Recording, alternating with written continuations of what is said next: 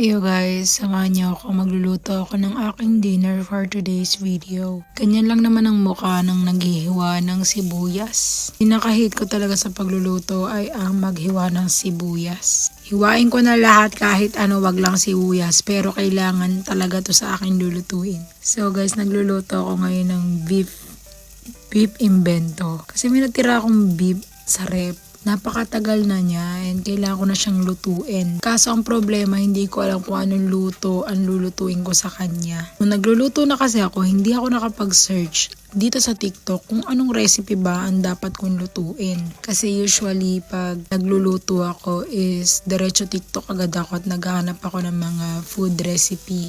Hindi ako nakapag-search agad and nakapaggisa na agad ang person na ito. Pero wala tayong magagawa. Siguro may mga ingredients naman ako dito na magagamit ko. Then naisip ko, nakalderetahin siya.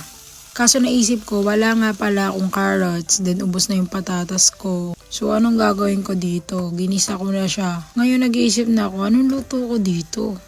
Tapos nilagyan ko na siya ng mga pampalasa, asin, ajinomoto na wala na talaga. Buti na lang binigyan ako ng tita ko kasi may malaki siyang isang pack siya ng ajinomoto. Binigyan niya ako. Sabi niya wag na daw akong bumili. Then yan, nagluluto na ako. Pero hindi ko pa rin naman lulutuin ko dyan. Napaisip ako kung ilaga ko na lang siya. Nilaga ba? Kaso, naglaga na ako nung nakaraan. So gusto ko iba naman. Tapos nag-iisip pa rin talaga ako. Anong luto gagawin ko dito? Ginisang ginisang beef, ganun lang.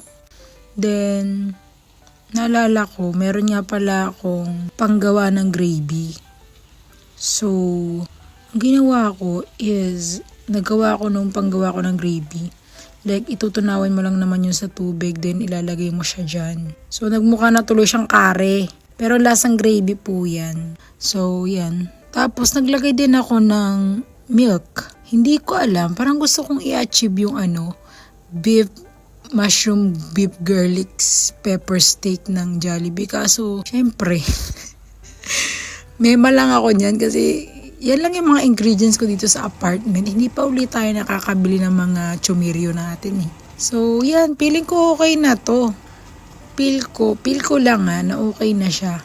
Hindi ko alam kung anong tawag dito. Pero, pantawid gutom na din. Pantawid gutom, beef.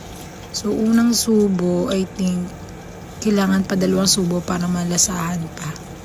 Then, 3 subo para sure na pwede na siyang talagang kainin.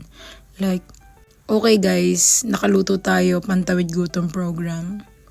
And yun, medyo pagod na ako niyan at inaantok pero kailangan ko kumain. And yun, kumakain na tayo guys. By the way guys, hindi ko lagi ginagawa to yung nagluluto pag may pasok ako or pag may shigoto kinabukasan. Shoganay lang kasi medyo gusto ko na ibang lasang ulam kaya nagluto ako. Pero marami pa talaga akong ulam sa rep na kailangan painitin. Wala ganun tayo Panabayan yun lang muna for today's video. Diyan